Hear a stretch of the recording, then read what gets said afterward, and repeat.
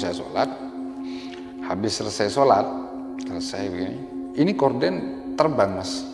Jadi korden ini kayak ketiup angin gitu, sampai ngangkat gitu. Saya pikirnya kan, loh ini kan di dalam kamar kordennya gitu loh, kok bisa ketiup angin kan gitu. Itu yang paling terkejut lagi, waktu saya noleh ke belakang, itu saya lihat Bu Darmi, jadi pocong Bu Darmi itu di jendela, jadi sebagian wajahnya.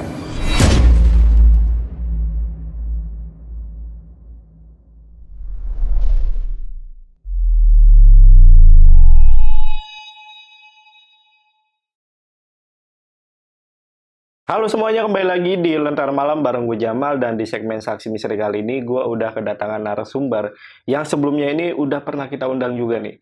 Kita sapa dulu aja, di sini ada Om Kamal. Om, apa kabar Om? Baik Mas Oke. Jamal. Om Kamal, kali ini mau cerita pengalaman horor yang mana nih? Jadi ini ceritanya, kejadian ini sekitar tahun akhir 2019 lah. Kejadian ini di Malang. Di Malang. Jadi yang mau saya ulas di sini tentang teror dari Dukun Lintrik. Dukun Lintrik. Ini apa nih? Aku asing nih ya. Masih baru denger ya. Jadi nggak tahu ya, kalau di Jawa Timur sih bukan hal yang asing lagi, terutama Jawa Timur bagian timur ya. Jadi lintrik itu mungkin semacam, kalau tarot itu kan lebih ke gede kartunya kayak domino gitu kan. Oke. Kayak apa? Kartu remi gitu kan. Terus bergambar juga terlalu Kalau lintrik itu lebih ke kecil kayak kartu domino. Terus ada kayak gambar-gambarnya itu simbol-simbol gitu loh. Itu udah nggak asing sih kalau di daerah saya dan sekitarnya. Dan kalau dukun lintrik ini lebih ke kartu lintrik ini lebih ke biasanya ditunggangin sama orang yang punya pengalaman baca atau mengendalikan kartu ini khususnya untuk kepentingan pelet biasanya. Oh, pelet ini. Lebih ke pelet. Beda banget ya sama tarot ya. Tarot kan biasanya cuma baca, ramal gitu. Baca lintrik ramalan sih orang. masih bisa, semisal ngelihat orang tuh seneng sama kita apa enggak, dari baca juga sih. Lintrik umumnya digunakan ke ilmu pelet. Oke. Yang penasaran simak video sampai akhir. Tapi sebelum itu, buat teman-teman nih yang pengen jadi narasumber di Lentera Malam sama seperti Om Kamal, kalian bisa langsung aja DM ke Instagramnya Lentera Malam, itu ada di @lenteramalam.id. Untuk linknya nanti gue taruh di deskripsi. Oke, buat kalian yang penasaran sama cerita lengkap dari Om Kamal, tonton video sampai habis, dan tanpa basa-basi lagi, Saksi Misteri, kita mulai.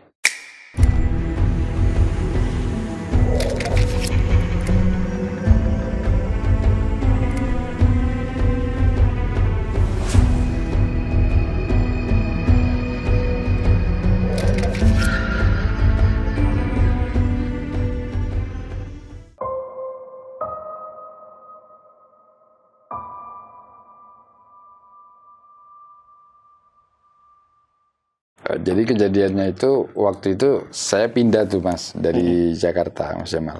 Desember 2018. Kebetulan saya ada kerjaan baru lah. Tepatnya area yang mau saya tinggalin tuh daerah Malang Selatan. Mungkin saya nggak sebutin spesifik daerahnya ya, untuk menghindarin nama dan lain-lain. Jadi 2018 itu saya, istri, anak pindah. Kebetulan bos saya itu teman saya sendiri.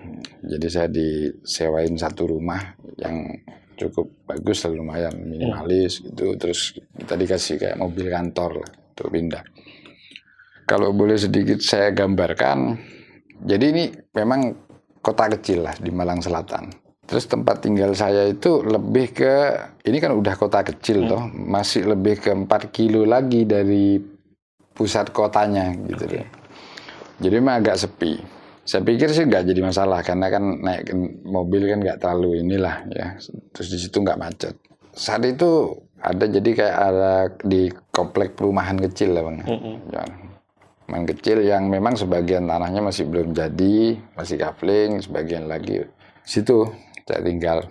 Di situ mulai Bang, ya, kita seminggu ya mulai berinteraksi lah. Karena memang perumahannya itu nggak ada gate khusus ya. Jadi dari perumahan itu kalau jalan nih kita, kira-kira blok terakhir tuh, 100 meter dari blok terakhir itu sudah perkampungan. Meskipun nggak terlalu rapat ya. Di luar blok perumahan ini, yang terdekat itu ada warung. Jadi blok terakhir nih, terus kayak halaman kayak apa, tanah kosong lah. Terus ada warung, kayak warung semacam warung kopi gitu dari bilik. Terus tapi ada rumahnya. Nah, saya sering tuh Bang Jamal, jadi lewat situ sering mampir, beramah tamah, lama-lama akrab. Yang saya kenal sebut saja namanya Bu Darmi. Bu Darmi. Bu Darmi yang buka warung kopi itu sama anaknya masih kecil sama suaminya. Bu Darmi ini kira-kira usianya 45 mungkin, 45 tahun. Jadi boleh saya jelasin Bu Darmi ini apa ya? Kalau orang lain sih bilangnya Bu Darmi ini gak gampang baik sama orang gitu loh, Pak. Tapi saya merasa kenapa nggak tahu, sama saya sih ramah-ramah aja. Jadi kalau boleh saya sebutkan secara fisikly, si Bu Darmi ini memang kelihatan keras gitu, meskipun ke saya tuh murah senyum, dia ramah tamah ya, karena kita juga baik sama dia. Jadi Bu Darmi ini kalau boleh saya gambarkan sosoknya, Mas. Jadi maaf nih ya, bukan mau bahas masalah fisiknya. Jadi mata sebelah kanan Bu Darmi ini putih gitu, Mas, dari lahir. Mungkin disebut butik tuh kalau orang sini nyebutnya, yang cacat dari lahir. Jadi saya sampaikan begini bukan untuk bahas physically beliau ya, almarhumah ya. Cuman ada keterkaitan sama nanti sosok yang nampak di cerita ini gitu loh, Mas.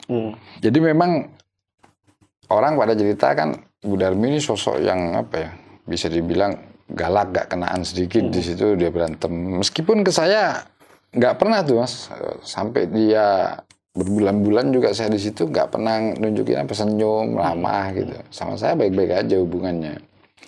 Meski sekilas kalau saya lihat kan kelihatan sih, mana maksudnya orangnya memang kelihatan kayak ngebatu gitu loh, kayak orang tega gitu loh. Kan beda tuh orang yang meskipun senyum memang kelihatan halus hatinya. Ini kalau kelihatan memang kayak orang jutek aslinya gitu loh. Kerasa tuh ya? Kerasa, juteknya itu kerasa. Cuman ke saya pribadi sih nggak ada problem apa-apa gitu. Dan banyak juga warga yang udah crash berantem sama si Bu Darmi ini. Sering tuh saya kadang dari mana bawa oleh-oleh, ya namanya saya lihat sih kayaknya kurang mampu ya gitu. Kadang saya ya tuker-tukeran oleh-oleh saya kasih kan gitu, lama-lama akrab. Sering saya juga kalau lagi sendirian ngopi iseng di situ, ya ada juga anak-anak muda bawa opak di situ sering nongkrong bareng. Terus dari warung Bu Darmi ini, Bang Jamal, mungkin sekitar 50 meter lagi gitu, ada kayak warung sembako lah. Warung sembako. Jadi warung sembako ini punyanya salah satu Pak Haji ya. Yang sering jaga tuh Bu Hajinya. Kadang ada juga namanya yang jaga itu anaknya perempuan, ya mungkin sekitar usia 27-28, namanya Ayu. Setelah saya kenal nanti saya baru tahu namanya Ayu. Nah, si Ayu ini di situ apa ya? Jadi kembang desa situ lah. Jadi sering anak muda yang nongkrong di warung Bu Darmi itu kayak nunjukin tertarik sama si Ayu ini. Dan gitu. Jadi orang-orang yang anak-anak yang nongkrong di warung Bu Darmi, kadang ya bawa bapaknya juga. Memang sosok Ayu ini cantik, Mas, gitu. Jadi rambutnya panjang gitu, terus cakep-cakep, orang Jawa yang mancung gitu loh.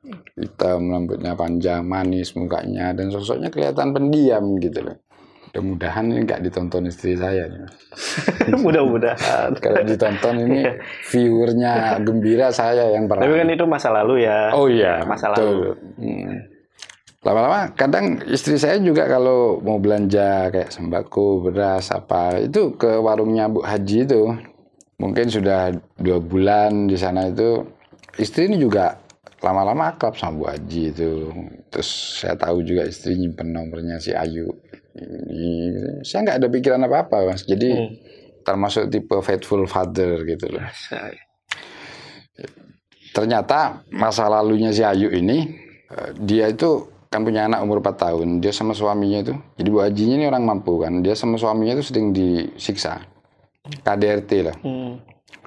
Terus suaminya nggak kerja, suka mabuk juga, terus main judi juga. Jadi kayak agak trauma sama laki-laki si Ayu ini gitu.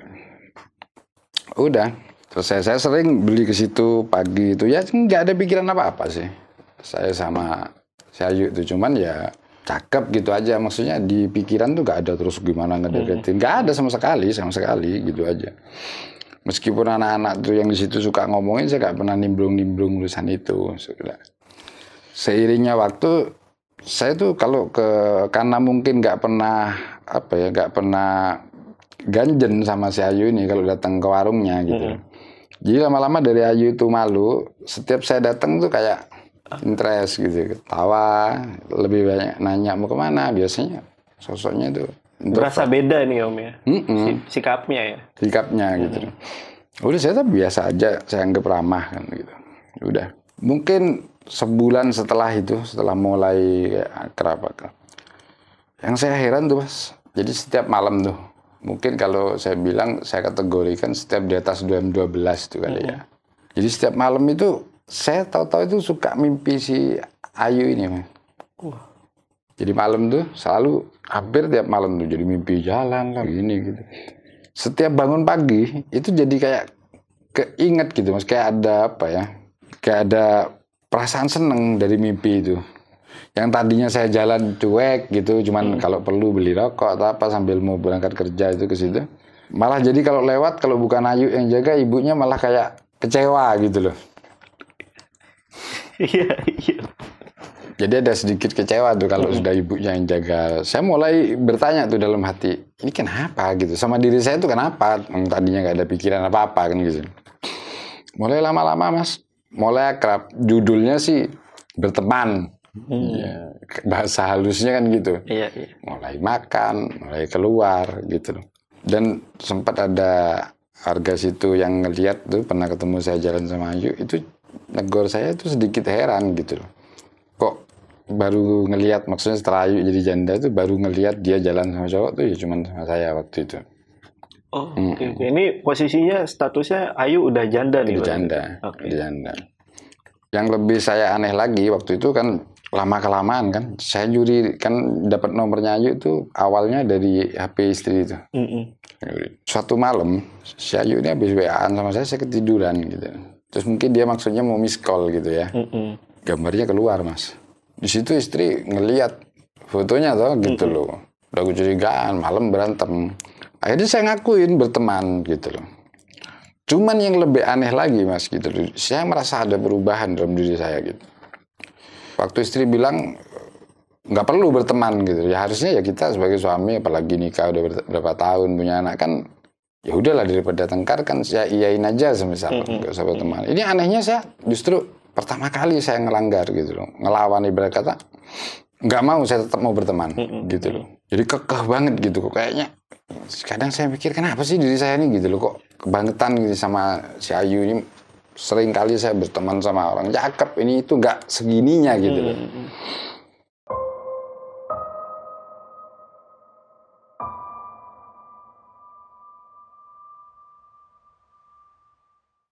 Tambah lama sering tambah intensitasnya tambah bukan nggak terkontrol ya, maksudnya tambah lebih sering ketemu, lebih enjoy ketemu gitu. Sampai suatu waktu Lebaran itu istri pulang ke mana? Jakarta, pulang kampung. Terus ibunya kebetulan sakit di sini, jadi saya balik sendiri Malang. Nah, di situ mulai itu lebih seger, saya anginkan keluar, gak ada yang ngawasin. Pada suatu hari saya masih terkadang nongkrong tuh di warungnya Bu Darmi gitu tuh. Yang warung kopi itu kan. Karena ya baik-baik saja sih, gak ada ini.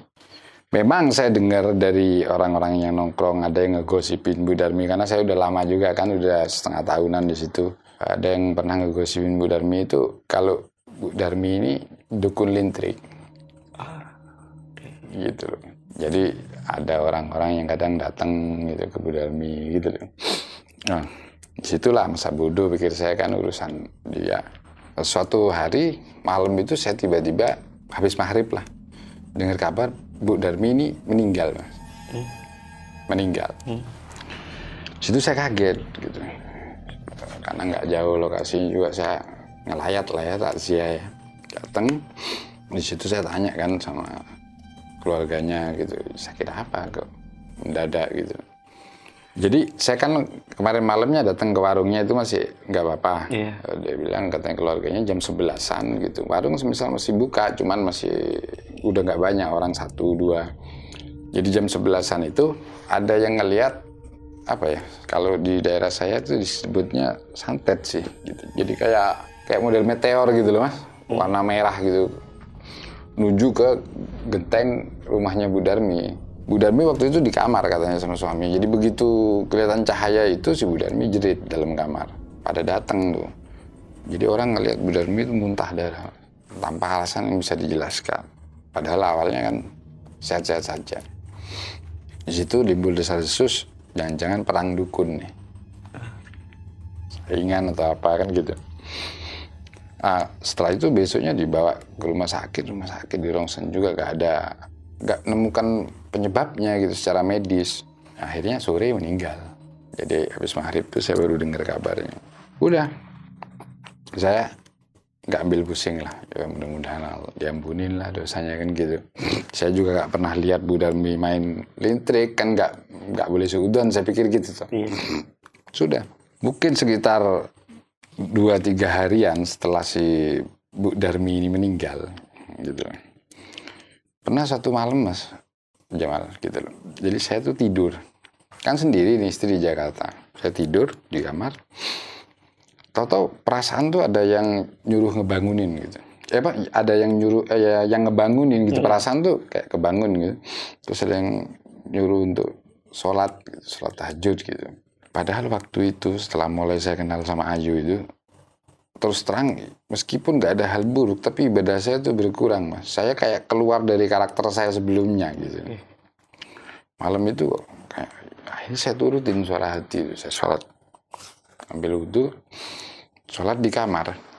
Jadi posisi kamar nih kan gorden nih. Habis gorden itu jendela, Mas. Iya. Jendela, lalu. Jadi kalau saya buka gorden tuh, karpot mobil, kelihatan mobil. Jadi di luar gitu. Waktu saya sholat, habis selesai begini, ini korden terbang Mas. Jadi korden ini kayak ketiup angin gitu, sampai ngangkat gitu. Saya mikirnya kan, loh ini kan di dalam kamar kordennya gitu loh. Kok bisa ketiup angin kan gitu. Itu yang paling terkejut lagi, waktu saya noleh ke belakang. Jadi itu korden yang terbang. Waktu noleh saya ke belakang, itu saya lihat Bu Darmi. Jadi pocong Bu Darmi itu di jendela. Jadi sebagian wajahnya angus. Terus matanya dia yang butik tuh yang kayak nggak ngelihat tuh kan hitam-hitamnya yang kanan tuh kan. Yang putih memutih gitu loh kan. Memang dari kecil katanya begitu. Itu saya kaget banget penampakan begitu gitu. Cuman saya pikir sih nggak terlalu ke apa ini Bu Darmi gitu loh ya. Cuman kok ngelihat dari matanya gitu loh. Kok kayaknya gitu loh. Ngenalin ke si Bu Darmi ini tanda-tandanya gitu. Saya kaget tuh, saya langsung baca-baca Mas Jamal. Baca-baca, saya coba tidur lagi. Kan tadi saya sholat ngadep ke pintu itu kan. Saya tidur lagi, terus nggak lama saya dengar suara bahasa Jawa ya. Maafin ya, maafin gitu. Sepurane yo gitu. Sepurane. Saya terbangun gitu. Yang lebih saya kaget lagi Mas waktu saya bangun gitu. Itu sosok pocong. Jadi saya kan tidur nih. Ya, jadi saya tidur nih di depan kasur itu lemari Mas. Lemari kayak jati gitu. Jadi sosok pocong itu duduk di atas lemari tapi kakinya ngejulur ke bawah gitu loh. Di atas lemari. Tapi waktu saya bangun itu dia berhenti yang ngomong sepurane gitu. Saya tahu waktu saya bangun itu bukan mimpi nih, kayaknya suara memang gitu. Jadi saya dibangunkan sama suara itu gitu loh, bukan suara di dalam mimpi. Tapi ketika saya bangun kaget tuh saya ngelihat dia begitu, saya langsung tutup mata pakai bantal, nggak berani saya buka mata sama sekali gitu. Udah nggak bersuara aja gitu. Itu sampai pagi saya berusaha untuk nggak buka gitu loh. Itu sosok pocongnya sama? Sama yang tadi. Saya lihat yang hangus sebelah, terus yang nggak hangus itu matanya butik seperti Bu Darmi gitu. Di situ saya masih takut ya masih untuk cerita gitu, karena kan takutnya ntar dikira mengada-ada kalau cerita nyampe ke keluarganya atau apa. Ya saya milih diem. saya milih lebih datang, maksudnya milih untuk main lagi lah ke warungnya gitu kan.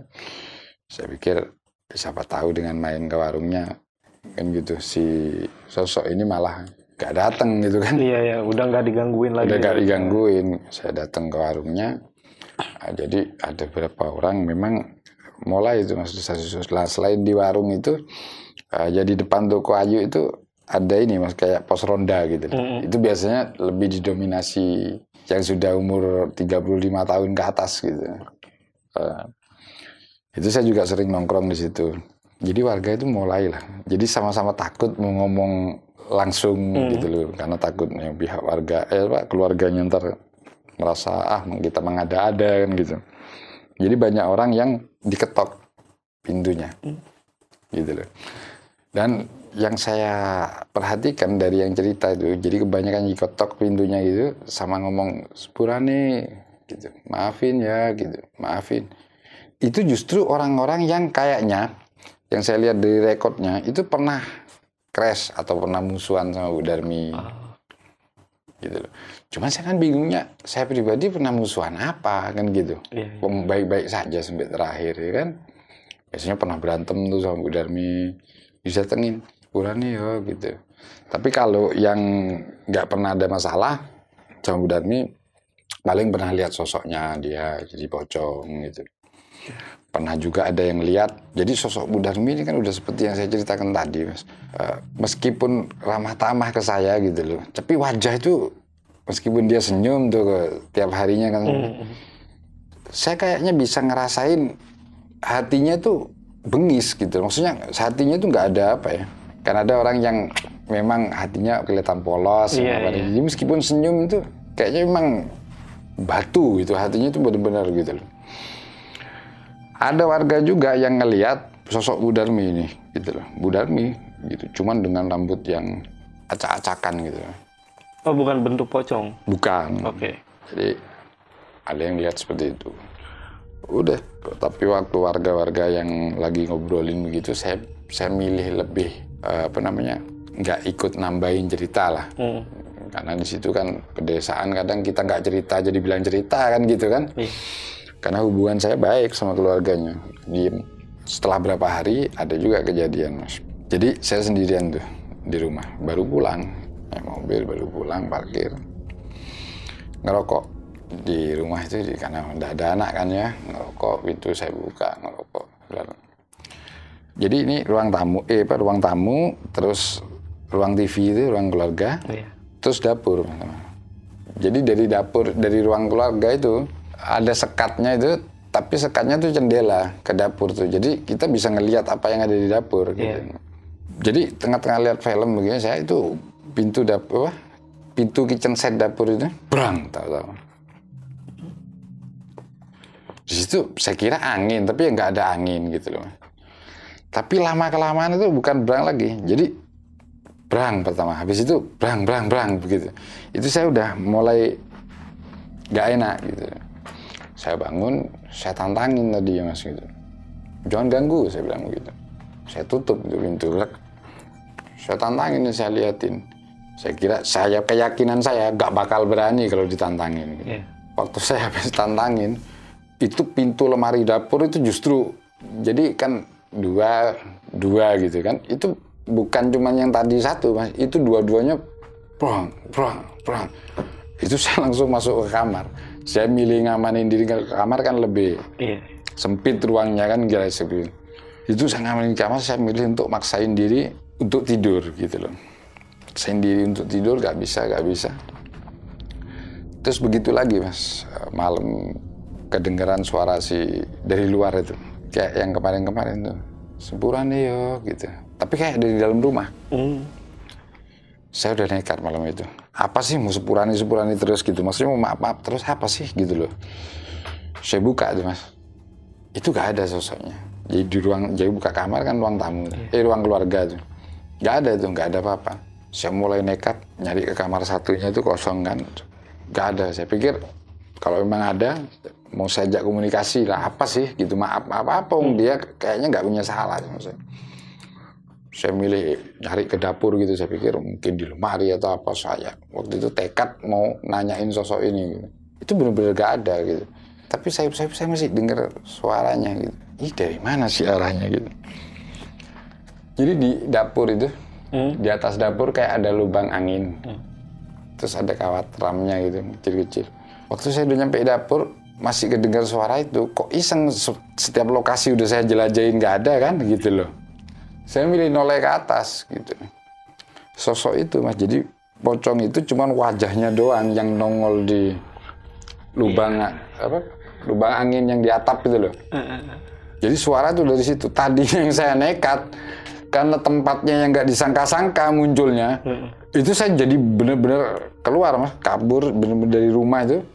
Naik mobil saya milih ke ini tadinya apa namanya? Ada kan stadion di Malang tuh kan, kan situ agak rame, saya tidur di sini jadi dalam mobil karena kalau deket situ takut masih ngejar lah pikiran saya kan waktu itu.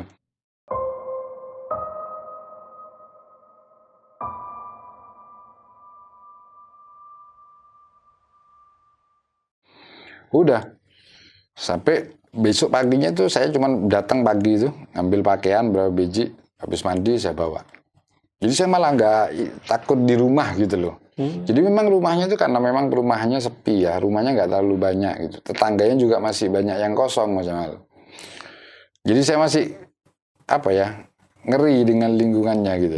Jadi saya pikir ini meski siang juga pengu, nggak enak gitu ya suasananya keluar.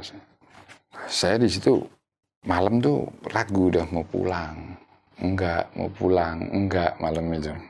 Akhirnya saya mutusin untuk pulang aja deh gitu. Sampai kapan kok saya mau lari dari, ya kan, kok mau takut, itu tempat saya pikir begitu. Saya mutusin untuk pulang. Jadi begitu pulang nyampe rumah, saya parkir tuh mobil kan, buka gerbang dulu, buka gerbang, masukin mobil. Udah, cuman sengaja gerbang tuh nggak saya gembok Mas, karena saya masih takut gitu loh, takut masih. Namanya orang panik kan gitu. Cuman saya yakin harus ngelawan nih, saya pikir gitu. Minimal saya budek-budekin kayak apa kayak gitu. Yang penting jangan keluar lah dari rumah gitu. Begitu masuk saya buka pintu, kunci pintu, klik. Masuk ruang tamu. Begitu masuk ke ruang keluarga Mas, kan luas tuh ada TV gitu kan. Nggak ada kursinya, saya pakai karpet. Begitu masuk ke ruang keluarga, itu rumah kan saya kunci, nggak ada orang lagi selain saya. Mas Jamal tahu, saya lihat itu ada kartu lintrik itu di lantai di depan TV itu berceceran Mas. Jadi kayak ada orangnya habis main lintrik. Di situ sempat ada 2-3 kartu yang kayak ngegeser gitu Mas. Itu malam itu saya milih lari. Jadi mungkin saking kelamaan kalau naik mobil saya lari. Tempat yang saya pilih untuk lari justru rumahnya Bu Darmi itu. Saya langsung ke warungnya si Bu Darminya itu. Saya daripada saya ngomong di pos ronda, ngomong di ini, malah jadi fitnah kan. Saya panggil suaminya. Saya duduk ambil ngopi Pak. Karena memang hubungan kita baik-baik aja tuh. Saya ceritain. Mohon maaf loh Pak sebelumnya kok begini. Saya kok heran gitu loh. Kan selama ini hubungan baik-baik saja. Kenapa dia datang kok selalu minta maaf gitu loh. Mungkin apa Bu Darmi itu nggak senang sama saya Pak selama hidupnya. Jadi mukanya itu kebingungan, suaminya terus jawab, jangan khawatir masalah itu Mas. Kita semua itu senang sama sampean. Maksudnya keluarga dia, termasuk almarhumah. Iya, cuman saya herannya kenapa Pak dia selalu ngomong gitu. Terus dia tepuk tangan saya. Wes, sampean maafin aja Mas. Gitu. Salah-salah istri saya, sampean maafin. Oh iya saya maafin Pak. Saya maafin. Saya bilang begitu. Sudah saya ngomong begitu kan suaminya ngomong begitu Pak. Saya pikir ya sudah saya maafin. Kan gitu. Saya pikir pulang, saya masih belum ngerti maksudnya. Ternyata itu teror masih nggak berhenti Mas di situ. Jadi masih ada 1-2 kali kejadian lagi dengan sama. Si Bu Darmi yang wajahnya hangus dengan matanya waktu selama dia hidup kan putih gitu loh. Saya malah bingung lagi, ini sudah saya maafin kan gitu kan, apalagi sih kan gitu. Akhirnya saya datang lagi ke si suaminya. Nah, jadi kalau boleh saya sedikit cerita, saya sama si Ayu itu hubungan masih tetap gitu loh, masih. Cuman udah apa ya? Udah renggang. Iya kayak mulai hilang gitu mas, tanpa sebab perasaan gitu. Memang nggak ada alasannya sih, cuman kayak ada aja salahnya tingkahnya si Ayu ini gitu loh. Udah saya ngobrol sama suaminya. Saya bilang, Pak ini kok belum berhenti gitu. Bapak kalau memang ada sesuatu yang perlu dibuka, mungkin saya pernah punya salah atau apa terus, atau istrinya Bapak tuh nggak senang sama saya ngomong gitu. Atau apa. Akhirnya gini mas, dia ngomong baik-baik. Tapi sebelumnya mohon maaf, gini namanya kita itu orang minta bantuan gini. Jadi si suaminya ini cerita bahwa si Ayu ini katanya diem-diem curhat sama si Bu Darmi. Oke. Cuman si Ayu ini ngomong sayanya tuh kayak dingin gitu, maksudnya ya say hello aja, kayak nggak ada perasaan sama si Ayu. Memang iya gitu loh, awal-awalnya gitu. Maka itu namanya mungkin dukun lintrik. Mungkin dia merasa wong hal ini nggak nyakitin saya gitu loh, pikirnya dia kan gitu kan, kecuali kayak santet kan gitu. Jadi mungkin simpelnya, pemikiran pendeknya si Bu Darmi ini, sini yuk tak bantuin gitu loh. Toh nggak nyakitin saya secara fisik gitu loh, ilmu si Bu Darmi ini gitu loh. Jadi sampean pasti sebelum ketemuan sama Ayu, mimpi-mimpi Ayu terus ya mas, kata suaminya. Kok tahu sih? Karena setiap malam itu istrinya ini. Jadi berbekal foto, sampai dia ambil dari kamar. Ini foto sampean bukan? Jadi itu saya kenalin foto itu, foto saya yang pernah saya pajang di profil WhatsApp gitu loh. Oh. Jadi di crop terus dicetak. Di situ saya baru tahu mas kalau ternyata si Ayu ini minta tolong sama si Bu Darmi ini. Jadi saya memang agak curiga sama perubahan dari saya gitu, perasaan ke Ayu gini, dari yang nggak ada apa kok tolong gebu gitu. Terus saya mulai keluar dari karakter saya yang pada umumnya gitu loh. Mungkin efek daripada Bu Darmi itu tidak menyakiti saya secara fisik gitu, tapi dia nggak berpikir bahwa ini merubah saya gitu loh. Pengaruh ke anak istri saya juga gitu. Tadinya saya sama anak itu selalu soft, jadi kayak kurang care. Anak di Jakarta, saya di situ fan-fan aja, nelpon setengah bulan sekali. Padahal sekarang nih udah normal begini, seharian aja saya gak jauh dari anak itu. Iya, kangen gitu, karena cewek kan satu juga. Di situ saya justru malah apa ya, jadi tadinya sudah memang perasaan saya itu luntur, di situ saya mulai nyambung. Jangan-jangan luntur saya perasaan ini karena si yang buat meninggal, almarhum Bu Darminya. Bu Darminya. Karena tadinya udah luntur, terus kedengeran cerita kayak gini dari si suaminya, jadi perasaan apa ya, kecewa itu, kesel sama Ayu itu ada mas. Besar banget gitu, meskipun tidak buat saya benci, tapi kesel banget sama si Ayu. Sampai akhirnya waktu itu, singkat kata, akhir 2019,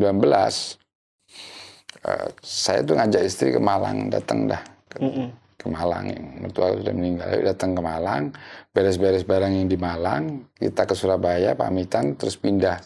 Kontraknya kan juga sudah mau habis, pindah ke Jakarta. Iya, udah. Jadi Ayu ini kayak kesel gitu, cuman ya udahlah, nggak saya ini, buat saya sudah nggak ada artinya gitu. Saya mau menghindar.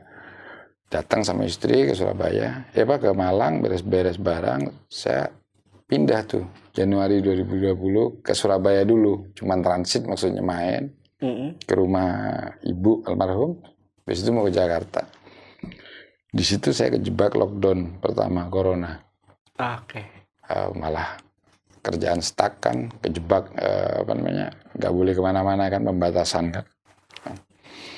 Terus si Ayu ini sering caper lewat WA.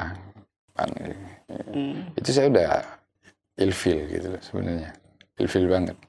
Sering nggak balas, sering caper sampai terakhir kira-kira bulan 4 lah 2020.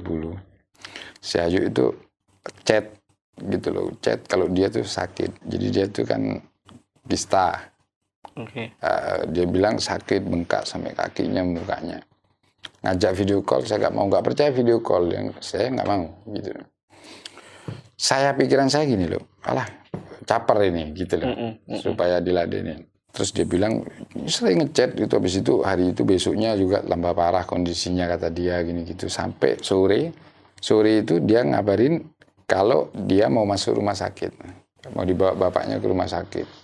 Kamu kalau bisa datang, katanya dia. Mungkin ini terakhir kali kamu ketemu saya. Saya di situ perasaan lah ini orang kepingin ketemu, ya mungkin sakit lah gitu, cuman kepingin ketemunya apa lebaynya ini gara-gara mancing ketemu gitu. Karena itu sudah sering yang begitu-begitu dia.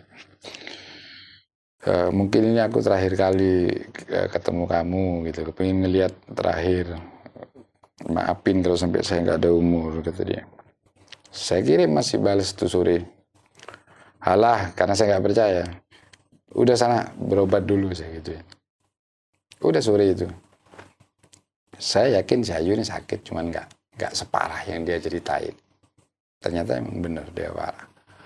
Malam sekitar jam 11-an dia ngirim foto selfie, dia tiduran di tempat tidur rumah sakit gitu. Ini aku sudah nyampe rumah sakit sama pakai masker. Udah dikirim ke saya.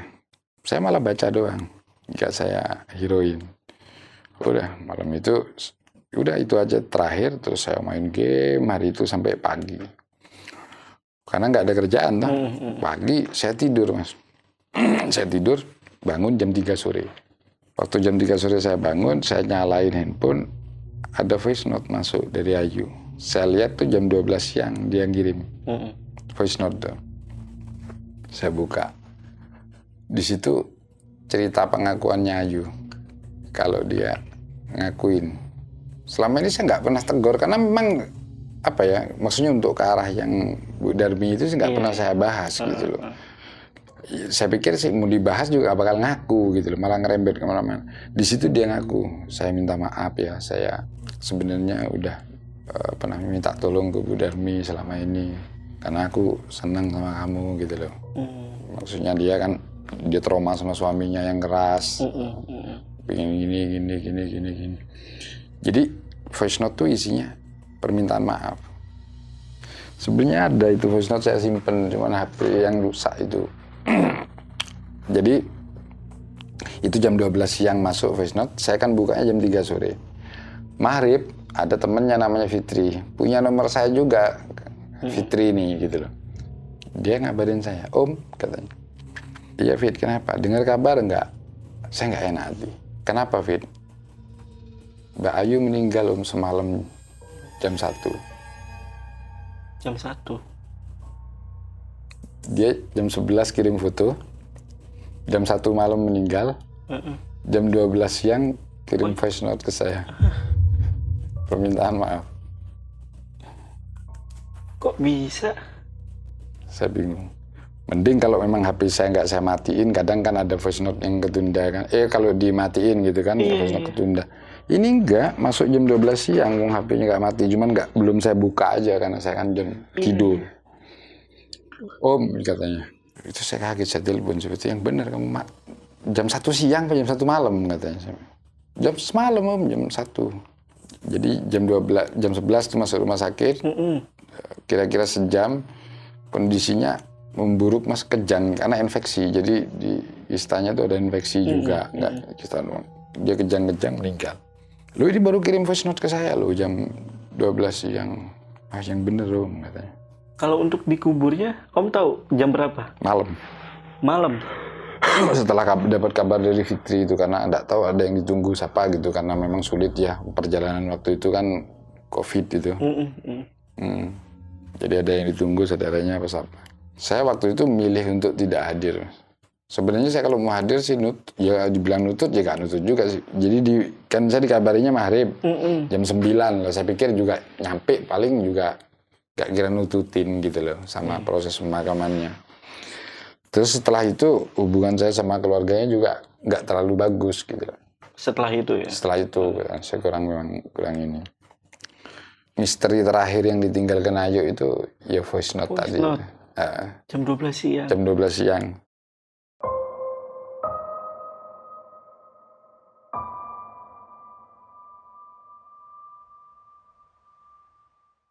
Sama besok malamnya itu, jadi ada satu misteri lagi Mas Jamal ini yang tentang Ayu nih. Jadi besoknya setelah dia meninggal tuh dikabarin sama Fitri, itu saya sempet curhat sih sama si Fitri itu, WA-an nggak nyangka ini itu gitu. Terus saya pernah tuh, jadi jalan-jalan tuh ada acara ke tempat karaoke itu saya, Fitri, Ayu gitu. Si Fitri ini tahu, biasanya saya sama Ayu tuh seneng nyanyi lagunya Firza itu yang kini. Jadi saya download tuh lagu, saya kirim ke si Fitri. Fit, dengerin lagu itu, inget gak kamu gitu? Buka sama Fitri. Maksudnya dia pasti nyantol gitu yang saya maksud. Iya. Si Fitri dengerin, si Fitri ngechat. Om, coba buka deh. Apa aku yang salah denger itu kok dua suaranya? Saya sebelum kirim ke Fitri, saya putar juga satu. Akhirnya habis Fitri ngomong gitu, dalam hati saya dengerin, bener Mas. Jadi berapa detik setelah lagu itu ada dua suara. Dan saya kenalin itu suaranya Ayu. Ada dua suara? Jadi itu suara asli kan? Yes. Oh, dikira ada suara Om sama suara jadi suara Firza sama suara almarhumah Ayu. Oke. Jadi kayak barengan, cuman yang satu lebih ke belakang suaranya gitu. Lebih kecil. Udah itu saya coba putar kedua kalinya, nggak ada memang. Karena itu original saya download gitu loh. Pas dicek lagi nggak ada dong? Nggak ada, kedua kali yang saya cek. Pertama sebelum saya kirim saya cek, itu memang nggak ada. Terus saya kirim, si Fitri ngomong kayak gitu, saya cek, ada memang berapa detik aja setelah itu baru suara itu ada dua gitu. Memang agak jauh satunya, tapi saya kenalin itu suara. Kan nggak sekali dua kali saya kan. Habis itu karena kaget saya berhentiin, saya coba roll ke depan, saya setel lagi nggak ada. Saya balikin lagi, kepengen jelas lagi nggak ada. Sekali itu doang. Tapi istri pada saat Bayu ini meninggal itu gimana tanggapannya? Maaf ya Om ya. Ya tahu lah. Jadi kalau istri sih tahu kalau saya udahan gitu. Dan saya, jadi sebelum saya nyadarin kalau ini nggak beres, sebenarnya istri Mas yang lebih dulu nyadarin, lo ini nggak beres gitu loh. Karena memang yang bisa ngelihat perubahan kita gitu, yang sehari-harinya kan gitu loh. Orang terdekat. Orang terdekat gitu loh. Bahkan ketika saya alasan temenan sama Ayu, mestinya di ultimatum sama istri, udah bubaran lu temenan gitu loh. Paling nggak saya kan harusnya jawab, iya deh meskipun saya nggak bubar beneran. Ini saya malah nggak mau. Kenapa saya harus dibatasin temenan sama Ayu gitu loh. Malah ngorbanin untuk crash kan gitu. Ini Om, untuk teror dari Bu Darmi, itu berakhirnya pas kapan nih Om? Jadi kalau untuk yang ke saya pribadi ya Mas ya, setelah suaminya cerita itu, udah saya nggak pernah ada teror lagi. Tapi kalau untuk ke yang lain, karena setelah itu saya nggak terlalu, memang awalnya kan saya kerja, memang kerja saya di luar, mulai gumul di sekitar situ itu, karena saya kan tambah deket sama si Ayu tuh malah gumul di situ kan, duduk sama bapak-bapak. Jadi setelah itu saya nggak begitu ngeh lah sama cerita-cerita yang ada kan gitu. Waktu ada teror Bu Darmi kan saya milih untuk duduk, saya kepingin dengerin gitu. Ada orang lain nggak yang gitu yang terdampak teror itu gitu loh. Ternyata nggak satu gitu loh. Banyak beberapa. Jadi setelah itu memang nggak ke saya pribadi nggak. Ya, jadi saya memang juga udah jarang di situ. Jadi nggak terlalu mau tahu sampai kapan itu untuk ke warga yang lain ya, gitu. Saya rasa tetap sih mau begitu-begitu biasanya ada batasnya sih Mas.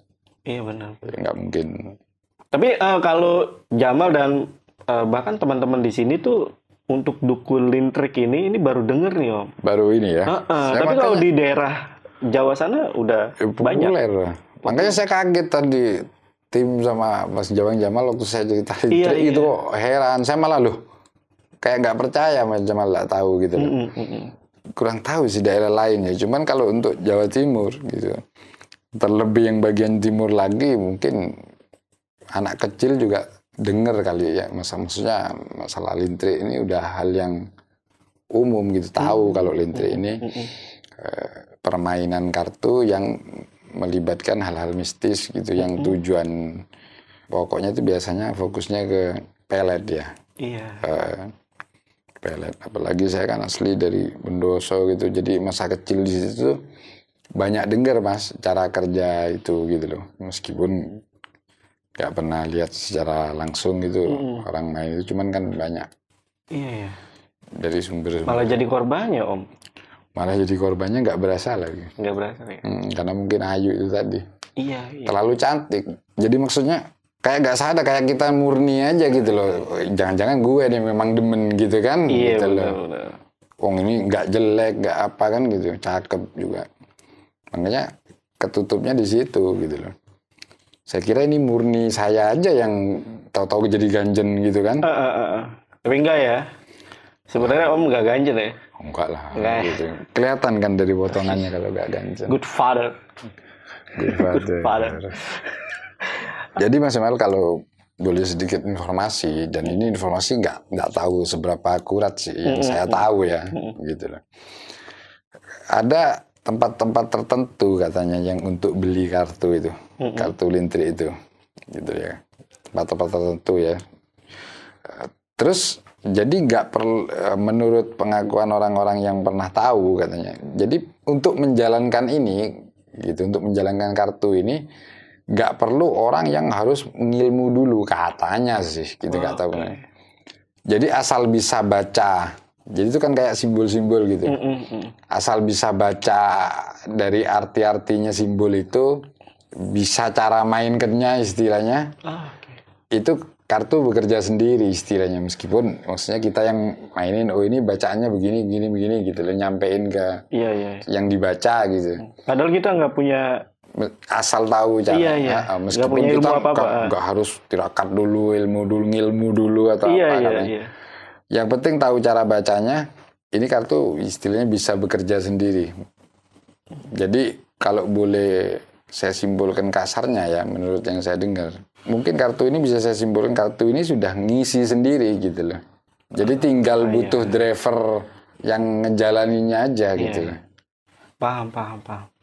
Mau Ra? Mau. Gue bisa kayak ini. Apa itu? Melet siapa? Bisa. Nanti gampang lah, di Google ada. Melet siapa? Rara belum ketemu. Melet suaminya Bu Darmi kali. Waduh, udah tua Om, kesian Rara ya. Pak Haji aja. Apa Pak Haji yang kumisnya tebel? Dia maunya berondong Om. Was, gila. Berat. Biasa diporotin cowok. Ya udah, mungkin buat teman-teman yang ada beberapa pertanyaan ya yang belum ditanyain sama gue, kalian bisa langsung aja komen di kolom komentar. Karena Om Kamal ini nggak punya sosial media ya Om ya. Mungkin Om Kamal bisa bales di kolom komentar ya. Kalau ada teman-teman yang pengen tanya tentang cerita yang udah dibawain sama Om Kamal. Oke, kalau gitu Om Kamal, makasih udah datang ke sekian kalinya. Siap. Di Lentar Malam. Gua rasa cukup untuk video kali ini. Gua Jamal dari Lentar Malam dan Om Kamal izin pamit. Bye.